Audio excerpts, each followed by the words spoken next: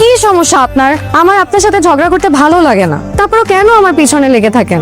ঝগড়া করলাম মানে? কার সাথে ঝগড়া করলাম? কি কি বলছিস তুই? না ও বাবা, তুমি তোমার সাথে কেন ঝগড়া করবো? বাবা, ফুপু, আমার মেয়ে মারা যায় নাই, ও মেয়ে বেঁচে আছে। আমি তো জানতামই না ও দেশে আছে। তাহলে বাবা যে যে বিদেশে থাকে উনি কে? উনি হয়তো তোর খেলা হবে, শান্তার বোন কান্তা। বাবা জানো, আমি প্রথম যেদিন ওনাকে দেখি আমার বুকের ভেতরটা না কেমন কামড় দিয়ে ওঠে। এত এত অপরিচিত, কিন্তু তারপরে এত ছেঁড়া ছেঁড়া লাগতো বাবা, আমি না তোমাকে বলে বোঝাতে পারবো না। এই চলে গেছে, স্যারকে দেখলে আমার কলিজা কাঁপতো। এই চলে গেছে আমার স্যারকে দেখলে আমার অনেক অনেক আপন লাগতো, মনে হতো আমার কত দিনের চেনা মেয়েটা।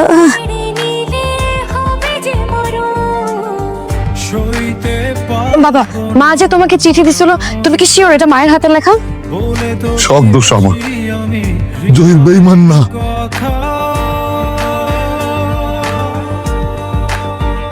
ফুপু, ফুপু,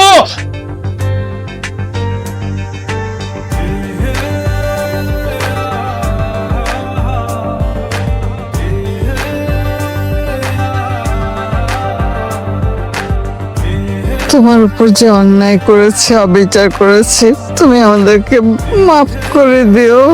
তোমার মরণ শ্বশুরকে তুমি মাফ করে দিও বাবা। আমার তুই মাফ করে দিও। 22 বছর প্রতিবার জন্মদিনে কেক কাটার সময় বাবাকে দেখতাম জানালার এক পাশে একা বসে আছে। দূর থেকে দেখে মনে হতো যে বাবা হাসছে, তো বুঝতাম বাবা খাচ্ছে। 22 বছর এক একটা উৎসব মনে হতো এক রাস পূর্ণতা। বছরে যেই সময়গুলো মা বাবা একসাথে থাকলে আনন্দের হয়, ভালোবাসার হয়, কারোর উপর কোনো রাগ রাখি নেই।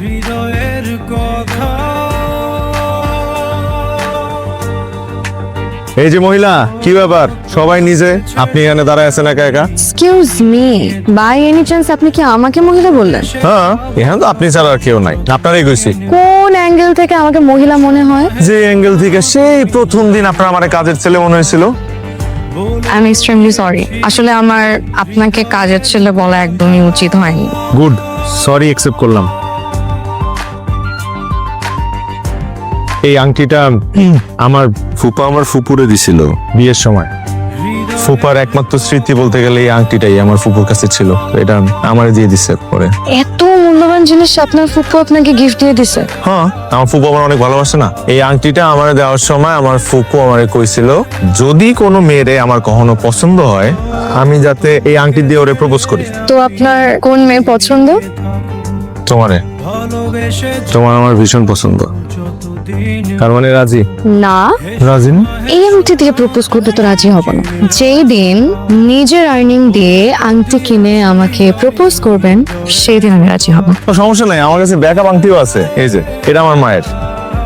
এবার তো রাজি নাকি? হ্যাঁ, আমি তো বললাম নিজে আর্ন করে যেদিনকে আংটি কিনে আমাকে প্রপোজ করবেন, সেই দিন আমি রাজি হব। ইকবাল, ও আমার তাহলে কিছুদিন সময় লাগবে।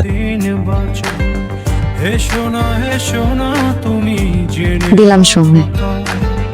বলে তো দিয়েছি আমি হৃদয়ের কথা।